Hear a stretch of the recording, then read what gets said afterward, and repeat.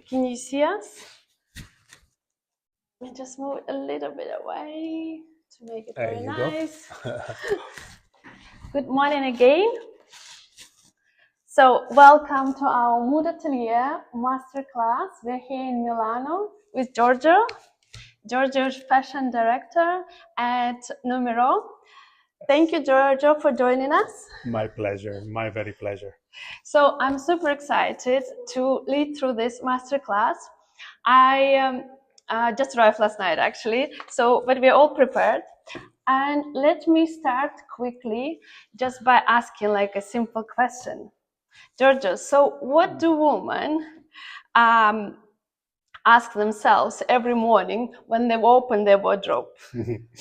Usually, what am I gonna wear? And then I have nothing to wear. That's what I've heard all my life. I have 3 sisters. I Okay. grew up in a house of women, and that's what I would hear all the time. I have nothing to wear. And then you would open the closet, and it was like full of clothes. So I always wondered how that works. So do you think it's because for decades we learn how to buy, but not how to think, actually, right, when it comes to styling? Absolutely correct. I think everyone has his own favorites and his own, styling ideas, and we really get stuck in it. And I've seen that over and over. I work as a stylist now, and this is really one of the trends, talking about, in a fashion language, that I see all the time. People just, at some point, they are so stuck in their ways that they don't see anything else than that. So it's basically like every morning you get blocked, right? You have lots of clothes, but you still have blocked. And there are lots of interesting studies on this, like decision fatigue, right? I think by the time we'll get to work in the morning, like at 9 o'clock in the morning, apparently our brain already had to make like hundreds of decisions before we even started a full day. So getting dressed feels hard. Yeah. It feels hard. Yeah. But like, what is the core here? Like, it's, get things together, think why it works, analyze like the weather outside, analyze the whole day. Yeah. What are you supposed to do during this day, right? Yeah. And then that sounds familiar, right? For every woman, I would assume. And then how do you solve this problem? Because eventually you would fall into this pattern of like, I choose clothes safely, I prefer not to, experiment too much, or I just avoid things, or I have to go to someone else for their opinion, right? To the family member to ask them like, what does that look good for me? Does it work? And etc. So how do you kind of resolve this issue? A very good consideration, and it's true. It's a whole mental process. I can talk about my own experience and of someone that has a very articulated day life. So I get out of the house, you have a work, then after the work, you have to think of what's happening after. Maybe I have to meet someone. And then all of a sudden, you enter into the evening and you're thinking, I'm not going back to the house until tonight. And you have to start thinking ahead. How do I organize my look so that it fits different social contexts and so that it works through the weather condition and so on? My answer is that it was a whole process for me as well. And I had to learn through practice how that could be possible, to the point that I got, through the years of practicing, because that's a key word, practicing, styling, to do things without even thinking. So I was like automatically picking up clothes that work together, like color and style wise, and they were feeding the different days, events of the day that I was supposed to live. But it took a lot of practice, because in the beginning it was very random. I would get to my work place and I realized, oh my God, I forgot this and that, or I thought this was matching and it's not. To summarize this, the answer is practice. Styling is a practice. It's a matter of practicing, and it's a matter of like mental organization that does not come necessarily spontaneous. Some things might come, all the rest is pure mental organization. So the practice of styling is the secret to solve this. I like how you pointed out, mental organization, like the structure, right? Yeah, I also noticed there is a very structured way of thinking, when it comes to styling. absolutely, very. But then also, even you think about, like, we're in Italy, right? Talking about beautiful times in Italy, Renaissance, right? Major artists like Michelangelo or Raphael, they didn't focus on the details, they focused on math, structure, geometry, right? The Absolutely. proportions of the body, because they've realized that eye always looks for the harmony. And that's when it's like most pleasant to the eye. But to achieve that, you need to have like this structure. You need to analyze the whole, body proportion. The very famous, drawing from Michelangelo, the body with like geometrical lines. Yeah. That's what made it possible for him to create those beautiful pieces of art. Absolutely. I mean, I come from the city of Renaissance. I'm a Florentine. So great artistic achievement, including dressing up, because that is considered, like a form of expression, artistic expression, does not come from just random thinking.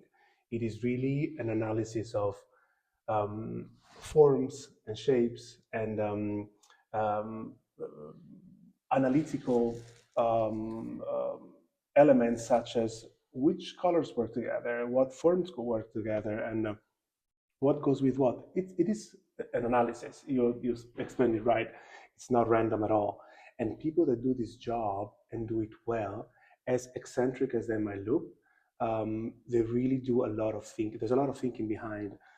We analyze people when we are requested a styling service. There's a whole analysis going on, not only on their body type, but also on their preferences, what they like, what they don't like, what color goes well with their, I don't know, skin tone or hair color. It's a whole analysis. And if you want to achieve like good results in that, you cannot skip that. So people that want to improve their, their styling, their wardrobe, this is the homework they have to do. It's literally a homework, and you cannot skip it. Yeah, I guess, for example, like you said, like what you have 15 years experience, right, in styling. So with the time it becomes natural. But to learn that, right, it also has to be step by step. It's like, you cannot go to, I don't know, like a concert, right? Go lots of concerts, watch a pianist play, and you cannot learn how to play piano. Yeah, exactly. No, right? You have to go and practice with the teacher, let's say, right? Like that's why we also believe in giving like a proper feedback. That's what makes like a big difference. And especially from experienced stylists like you can spot straight away, right? You can guide very well. And let me give another example. There's a lot of, I love to go and hunt for pieces in vintage stores. There's a few in Milano, and because this is a city of fashion and there's a lot of stylists, you can find fantastic deals here, pieces, because stylists go empty the wardrobe, get new stuff. Oh my God, that's really cool. So many times I sent, friends that were like, oh my God, we would love to buy, we don't have big budget, we want to like buy new fashion, new pieces. I'm like, well, go to this store, go to that store. Often, most of them would go and say like, yeah, there's a lot of stuff, but I couldn't find anything. And I'm like, what do you mean? There's like a lot of stuff. Yeah, but so then I started realizing that if you don't have it, in your mind and in your eyes, it's very complicated. And this is the same situation as when you open your wardrobe, you see a lot of stuff and you say, so I have nothing to wear. Yeah. They were doing the same thing. They were going in a store full of incredible pieces and they couldn't see anything for them, Then I said, okay, come with me. I'll bring you. I'll show you how you find stuff. And I was literally pulling out things because I was used to see them, see how they are, see their dominant colors, and then understand right away some things goes with that. So it's literally an analytical thing. And it's not about always understanding right away what's wonderful or not, but you understand some elements right away. So if you know that one color matches the other, if you know that one form complete the other, then this is already a great starting point. You go and you pick this. So you reduce the selection, and then from there, it's easier when you have a reduced selection of things that actually work to say this together, But of course, it took me a while. And then after this experience, I said like, oh, now we understand how it works, and it became easier for them later on. So this was an example to say how we do the same thing even with our own wardrobe. Yeah. You know? It's like what you said, reducing the selection, right? Absolutely. It's not about buying more, and sometimes having more clothes makes things worse for you, right? Yeah. It's reducing the selection, and then it's much easier for you to get dressed in the morning. But it's everywhere, right? It's like you reduce your choices in any other aspect of your life, and it sometimes becomes much easier. And the problem is that often, you know, when people think about reducing choices, oh, I don't know if that's what they start with, but they say like, I want more option. They tend to buy the same stuff over and over. So they don't have more option.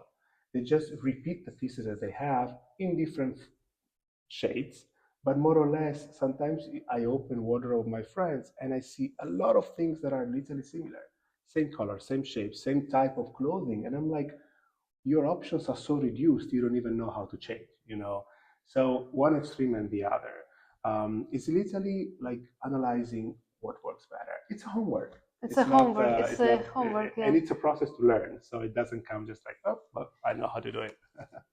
Yeah, so I guess it's what you're saying. It's when you slow down, right? And it's also the homework and all of this. But it's you have to kind of learn it also step by step, right? You cannot just Totally. you know, now we're all overwhelmed with Totally. Instagram, with the other social media, and there is too much information there. But in a way, it becomes it works great on social media. They look, you know, all that, especially trends, they look amazing, right, on social media. But in real life, it doesn't work. Yeah. It's like, you know, if you look at the pictures from, I don't know, 70s, 80s, you know, for like 20, 30, 40 years ago, you look at the photos and you can see, okay, that was a trend. That was ridiculous, you know? That was a trend. And now, and that was a classic, right? Yeah.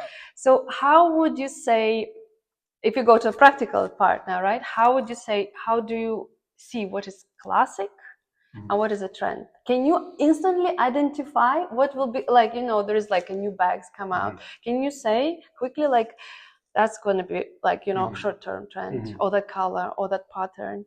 Or can you say that it will become classic? Absolutely.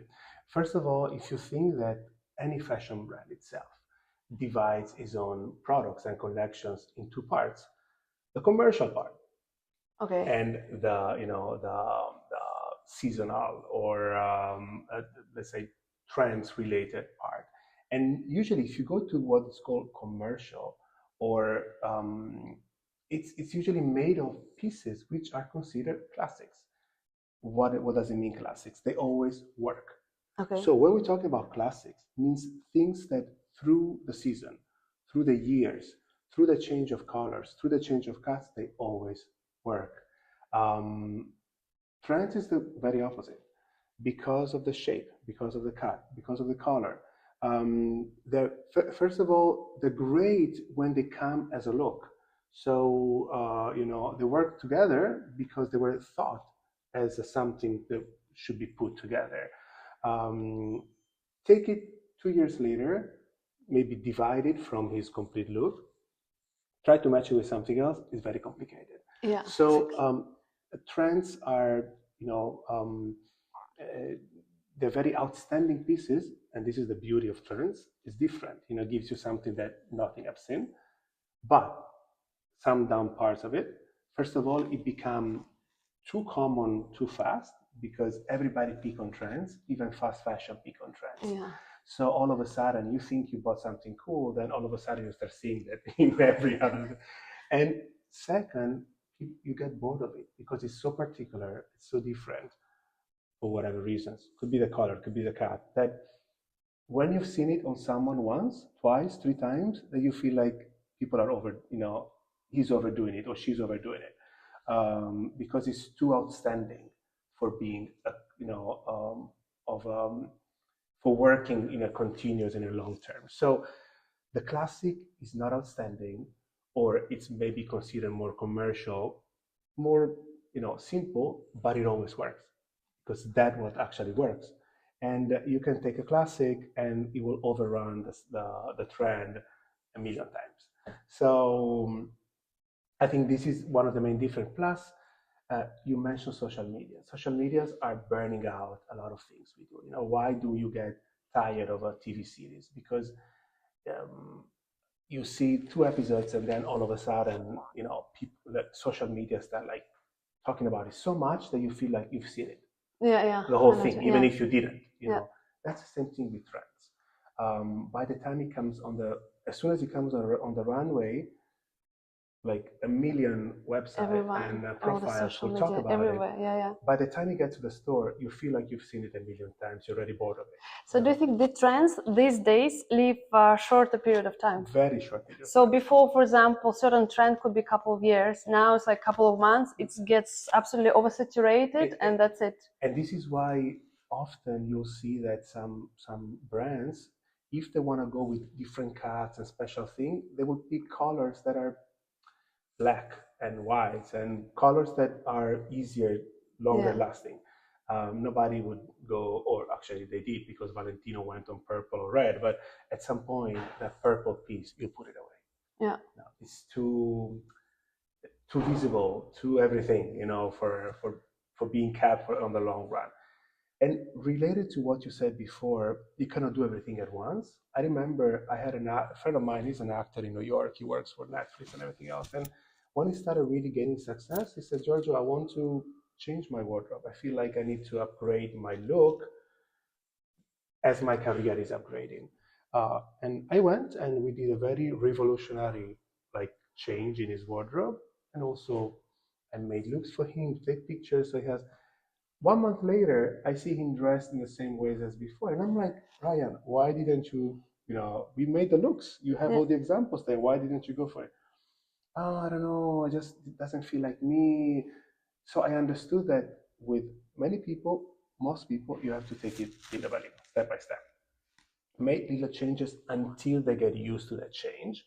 And then they can see it on themselves and get used to how it looks on themselves, and then they can go for bigger changes. You cannot revolutionize. No, you cannot. You have to be. That's what we also do, right? It has to be learned. I don't know, step by step, but it has to be also like guided, because sometimes I think it's also you have to see yourself. Lots of people don't see themselves very well, right? Yeah, you don't want to make people uncomfortable. Yeah. You want to help them feel comfortable in new ways of dressing. Yeah, it's like a slowly pushing them out of the, let's say, comfort zone without overwhelming, right? Yes, it's like very, because you just completely change the look, you're not gonna do it. It's like too much. Correct. And not everybody is a fashion forward, that goes and tries stuff. Most people don't do that. Yeah. They are comfortable with certain things. They have a concept of their own body that, oh, this works on me. Sometimes true, sometimes not. Or they hate some colors because God knows what it reminds them of. So there is many psychological things that you have to like face, and it's not an aggression on what you've known and done all your life. It's a way of like upgrading what you've known and done all your life into ways that are, giving value to your image and make you feel comfortable. And it takes time. It's not an easy process, especially on women, also on guys, but women. Actually, but it's also creative, but it's fun. I would say maybe it's the opposite. I think guys. I think it's women are more daring. Because I think if you do it, okay, if you like, kind of isolate and doing it by yourself, I don't know, reading books, watching like hours and hours there in it, I agree, it's no fun. But I think, what I'm trying to do as well, it's like super creative, right? Every woman has so much creativity in them, but same time, we don't have time. We don't have time a lot for our hobbies, I don't know, to explore this, to be inspired, to do something interesting. And I think actually we'll love, to look good, to feel good. And then it's very, that's the part where we can dedicate, the time to ourselves, actually express ourselves through this creative process. Yes. And then it's, with the time, it becomes so, quick. Every day you just take, I don't know, a couple of minutes to be creative. At the same time, it's very comfortable because you know what you're doing, right? Yeah. It's like when you're competent at something, you know what you're doing, you become very empowered with this. You don't need validation from anyone else. And it gives you a whole different, I don't think the way that a new style including a new haircut, a new way of doing makeup, can make you feel, should not be underestimated, because really it's a reason to get out of the house, and to be want to be seen by people. That's, I don't know if you experience that, but often we go through part of our life that you don't want to be seen. Maybe you're having issues or whatever, and you're hiding, and you use the way of dressing even to hide. Yeah. And I think there is some sort of liberation when you open up and start valuing the way you look, and you're not ashamed or intimidated by showing how you dress and how your new haircut to your friends, to your family, and maybe you even hopefully get compliments if you've done well. It's a very empowering and liberating experience, and it makes you feel good. You're happy to get out of the house. You're happy to re-enter social contexts. Yeah. And I think this is what fashion and be- beauty and just self-care should be all about. We want to look good for people. We don't look. We want to look good for ourselves too. But we also want to look good for people as well. It's empowering too, right? It's empowering too. Absolutely. I actually read somewhere that like having kind of the same, let's say, called uniform, right? It gives you a bit of more authority. Like people perceive you more like an authoritative person. True. If you have more uniform. I mean, we all know Steve Jobs, right? He was wearing. They say he was always wearing the same things for the reason of not waste time. Yeah. No, but it's actually there is another element to it. It gave him more authority. Sure. And if you look throughout the years, this fashion, big fashion women, right, like Chanel, Prada, they had certain silhouette, right? They wouldn't have exactly the same clothes, Sure. but there was certain silhouette around what they were wearing, because I guess they figure out it's first of all it suits for them. It's they felt good in it, and it was they were like more powerful woman. Absolutely. And I think also the very opposite, if we want to talk about extremes, also changing frantically the way you look. Or I have some friends that literally are like, emptying the wardrobe season from season and getting something completely different. That also gives you, if you think about it, it gives you the sign that someone is a bit unstable. Yeah, that's so true. Because every time you show up, a totally different extreme outfit. Exactly. Yeah, so I know. Both ways are very extreme. I don't think like being always wearing the same stuff or constantly, changing like you have no peace in your life, that like then having to look for something new to change. That is always a sign of something that is restricted, mentally, emotionally. I don't know.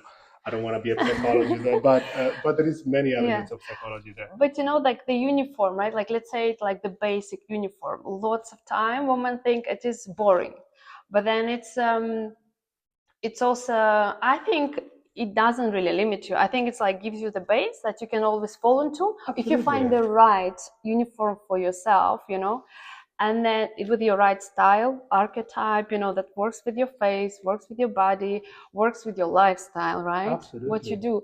So how do you think, like, how can women find out the good uniform, this kind of basic uniform for themselves? What steps do they have to do to figure it out? That's a very good question. Well, first of all, I mean, depending this woman, what her social context, work-wise, or where does she have to dress up for? What does she have to dress up for? So I guess that will be the first question, and understand what's the code of that context in terms of dressing up. I know that I don't have this problem, thank God, because of my type of job, but I know many people have to wear certain things when they go to work or because of the social context they live in. So I guess starting from there, you can build and find twists, for to improve that and don't turn into something boring. I remember when I was working in New York, where business requires certain way of appearance, you could tell the difference between the woman or the man that did a bit of research and the one that didn't do any research at all, or was content with whatever was happening. And I make an example. You would see a woman that would wear maybe a tailleur, but simple wool or cotton, no, simple wool. Then you would see the one that would instead wear the same tailleur, maybe the same cut, but a fabric that was a bit more elevated, maybe with a pattern, maybe with a twist in the color because of a mix of fabrics. Yeah. So things that really do change, make a difference, or something that was maybe a bit more fitted for their own body type instead of being just like, okay, it's a tailleur, yeah, but does it fit you? Does it, work better on your silhouette? And so that's a little bit of the homework. I think it takes a little bit of time in the beginning, and you have to experiment. But uniforms are not boring at all. You work with accessorizing, you work with details. There are many things you can do without just going too much away from what the uniform requires or what your social context requires. You can still be elegant and elevated even with wearing like normal colors, or normal uniforms. It all works in the details and the amount of research you want to put into it.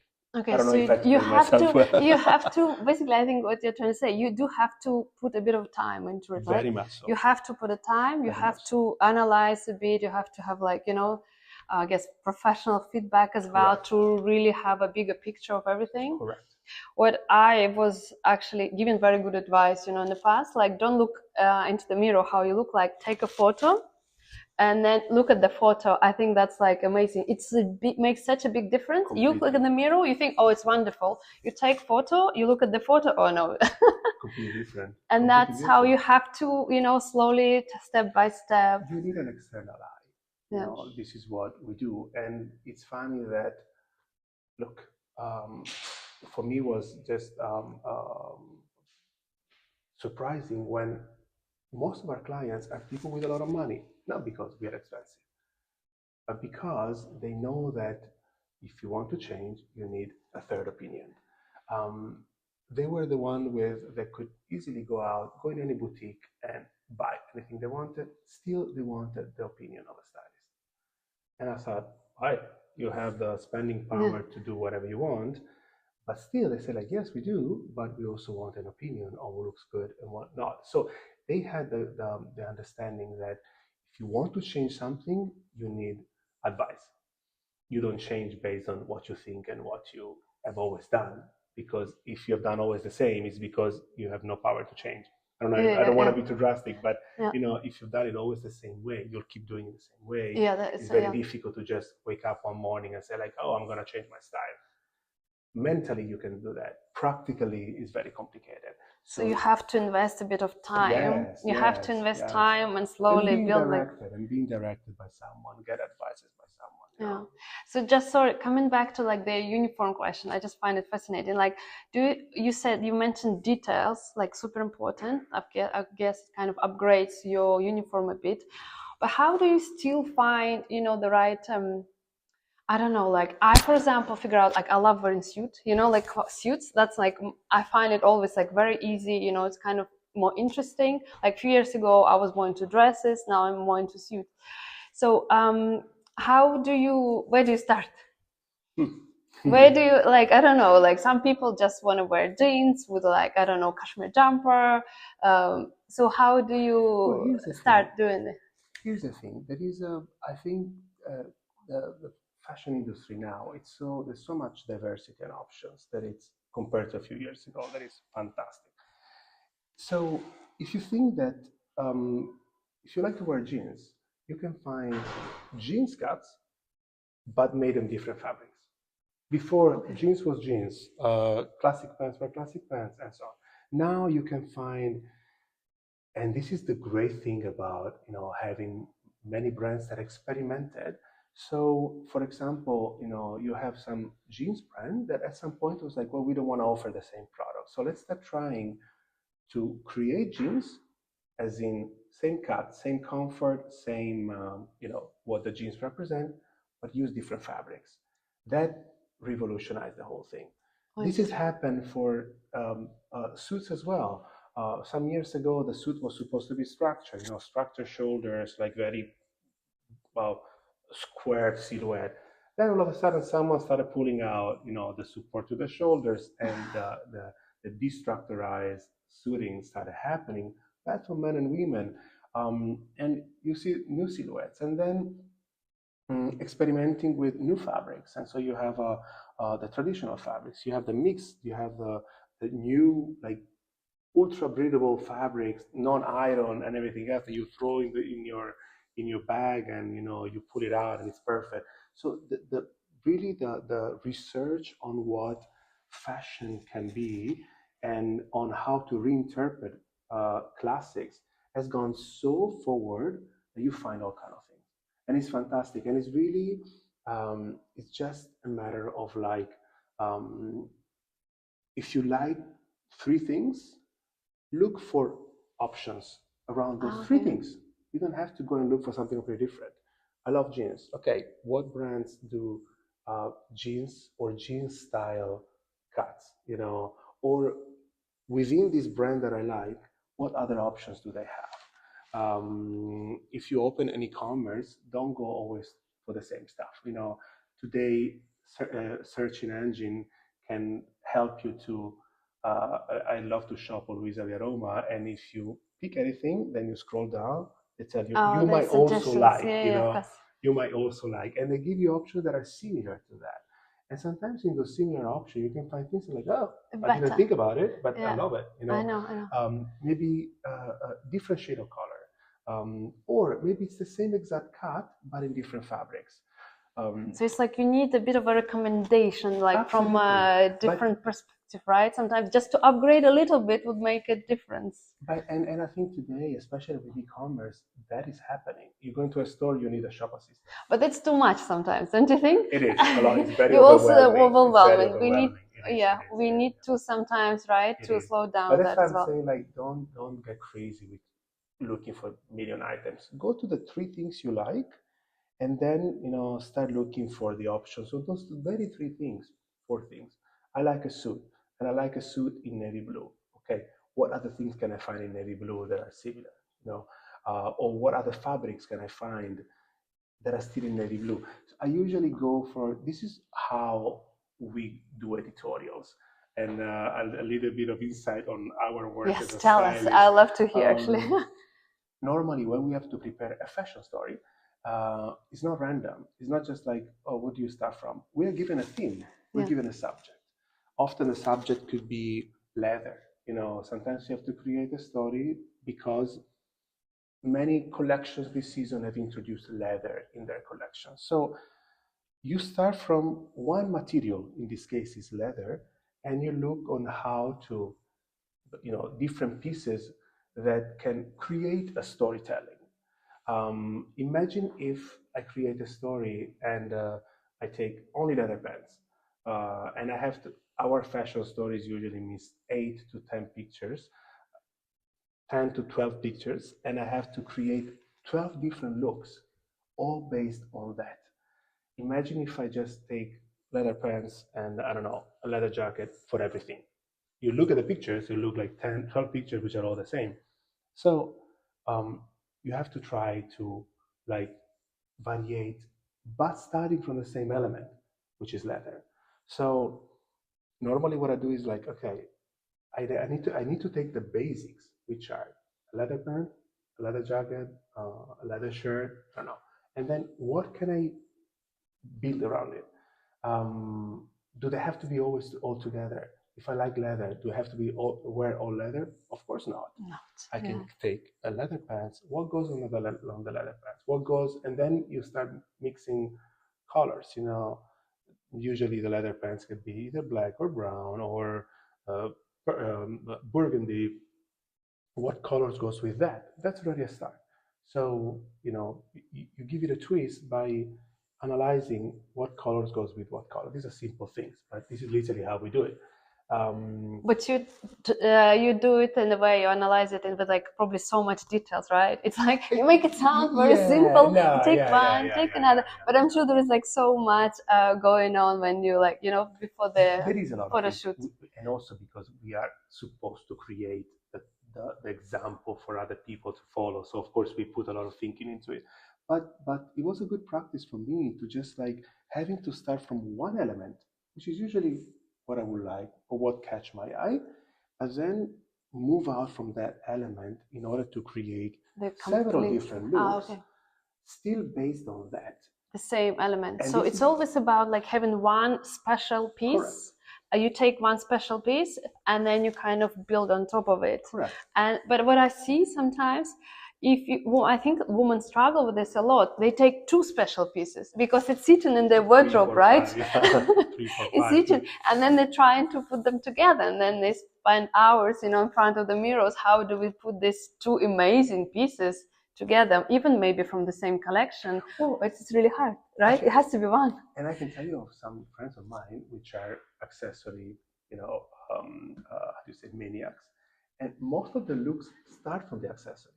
They Oh, really? You mean like for example, jewelry or gloves? Yeah, they want to go around with a bag that they love, so they literally build the whole look around the bag, in terms of colors, of course, and shapes, because they love that.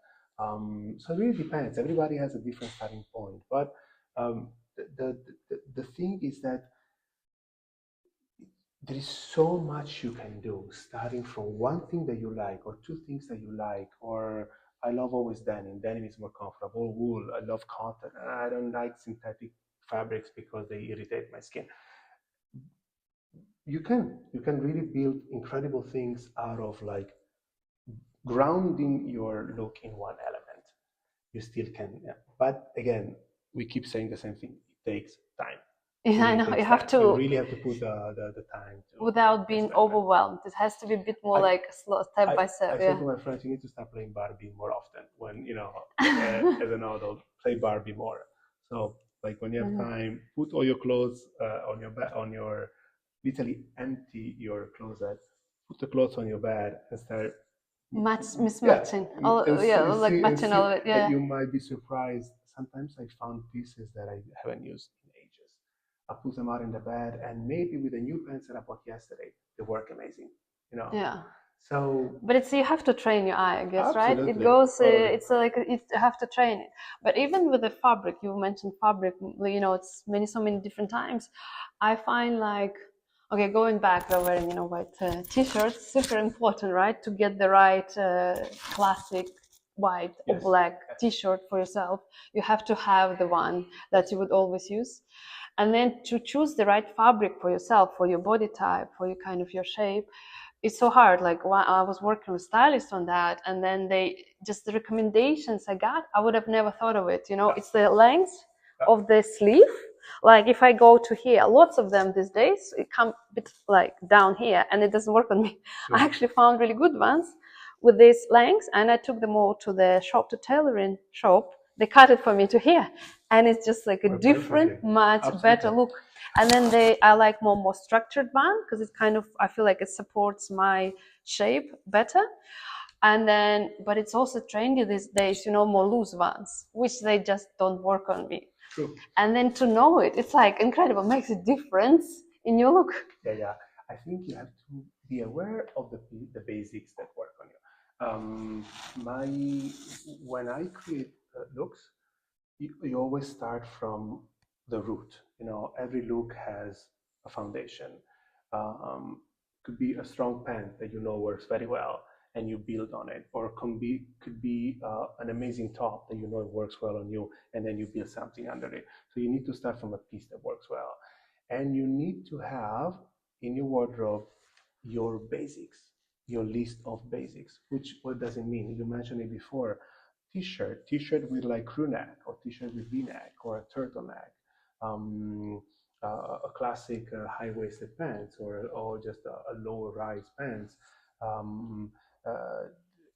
long sleeves, short sleeves, the length of the sleeve that actually look good on you. I look ridiculous when the length of my sleeve goes right below my elbow, because I'm a big guy, so it would look horrible. So I know that for me, as you mentioned, like certain the shoulders sometimes better, work very well. Same thing with the shoulders. So you need to have your list of basics. That's true. Like and then learn yeah. to start from the basic and build on it. And then you can also take the outstanding trendy piece and throw it on your basic look, and it makes everything looks amazing. But if you have random pieces, you've never done the research on what are the basics that look good on you, it always be complicated. You never know what to match. Yeah. So what, like, if you could give women one thing instead of the outfit, what would that be? In their like kind of a styling, self-confidence, a bit more self-confidence. No, I think for everyone, when it comes to dressing up and styling, you first of all have to start, accepting like yourself and really valuing your own form and silhouette and style. This is number one. Because without it, if you are hypercritical on your look, nothing will ever look good. But isn't it sometimes you're hypercritical on your look because you just never done it right? True, so yeah, true, so yeah. you haven't done, and then if you're competent enough in your styling skill, right, these critics inside of you just like, let me tell you drops. this. I have seen, you are absolutely right, and I have seen some people that were always like hypercritical about their own looks. All of a sudden, when they start working with a stylist that that understand them well and is able or an advisor that is able to guide them, and they really start understanding how it works, all of a sudden they become extremely confident, but not 20 years later, few sessions later, and I've seen how the difference in their confidence, which I was very surprised. They start, uh, accepting more and just less how do you say, self-critical, and really liking the things that they see. Whole different people, like really the mood was changed. Changes. But again, it took just a few sessions. I guess it depends on stylist as well, right? Is someone you work with like a lot of experience, someone knows women, someone knows how to work together. Because also, just the last question, because we're actually running a bit short already on time. If you work with AI stylist, and there are lots of apps this day on AI styling, it's a different experience, right? You after 2 sessions, you will not, your perception will not change. I had that experience yesterday. The friend of mine showed up. I was in my office, and he says, "Giorgio, I need your advice, because I dress myself with AI." Literally, you're saying that you give them like this look. What are you doing? It's like AI is suggesting this to me. And I was like, okay, well, what information did you give to AI for that to suggest that? No, I had to upload a picture of mine, and I'm like, well, this is very random, because AI is a fantastic tool. We all use it, but you need to know what information you're putting inside. You need to already start from a level of knowledge about things that AI can analyze. But if you just ask random questions, AI is giving you random answers based on examples that is not you. I guess so. The picture, right? With their own light, just from one angle, it doesn't work anyway. AI should see you should see million pictures of you to really analyze correctly what works. And see the emotions as well, right? So I think he got an analysis and a suggestion of million cases applied to him randomly. And I have to say, one thing was correct on the look that AI suggested him, the rest was not so good. So I said, look, start putting this information in your AI, and maybe you get, because your body shape is this, your colors is this, that is, and later he was like, oh, you're right. This is what I got, and the look was actually right. So what happened? He started from the right level of informations based on your advice, professional advice, right? Based on someone that actually see him live, or see her live, and then knows him or knows her. And based on that, he got a proper answer. So could be a good business, right? AI is sell your advice to AI, but you need to give him the right infos to get correct answers. So I say,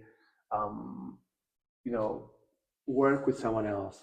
Mood Atelier has a fantastic service when it comes to that, and I'm happy to be part of it, actually. Thank you for inviting me. Thank you, join us. I think it's a beautiful service what you're doing. Also the clinics you do.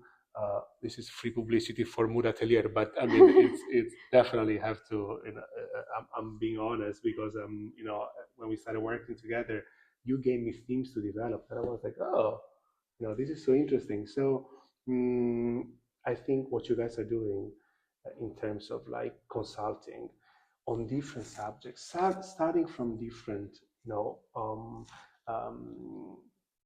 points of view or yeah, from different subjects is really fantastic. And as I was building clinics for a tutorial for you, I have learned many things as well, you know, because I things we forgot, and I had to like go back in time and why did I do this along my career, along my studying career? What was the reason, especially on the more psychological subjects? What was the reason behind the things that I've done? And I had to you know, go through it again and these are extremely valuable tools. I wish that when I started my career, someone would have come to me with your tutorial and said, like, read. Here to read, I know. Read, yeah, it's fantastic. No, we're very complete, yeah. But it's also the kind of style practice, what we call after each, you know, module. It's gonna be amazing. Like we developed such a good, you know, system of feedback, and I just really want, you know, every after module, I want every user to feel, you know, participant to feel, wow, I made a progress. Yeah, you have to feel you're making a progress. And there is real people giving advice. It's not the algorithm. And I think that makes the whole difference. Especially you're communicating with the real digitalized world like we are today, where you just get advice from like no one.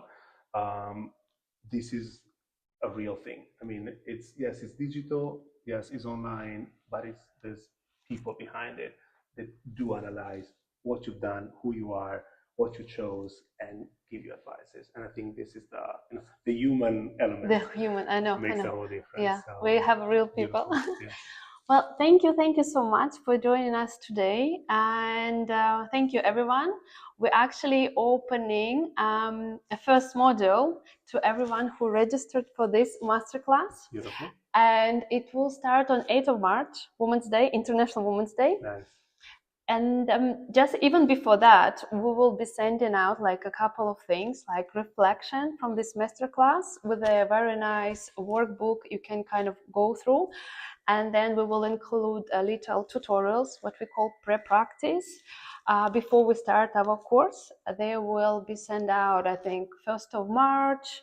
And another one, I'm not sure about now the date, but you will receive all of them.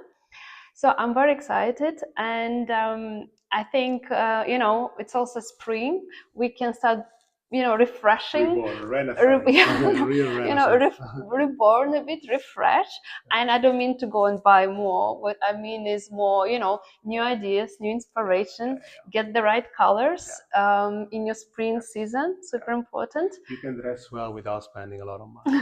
I don't spend a lot of money though, so. Well, because you probably know all the special shops. I know. Maybe you will share with us at some point as well. Absolutely, yeah.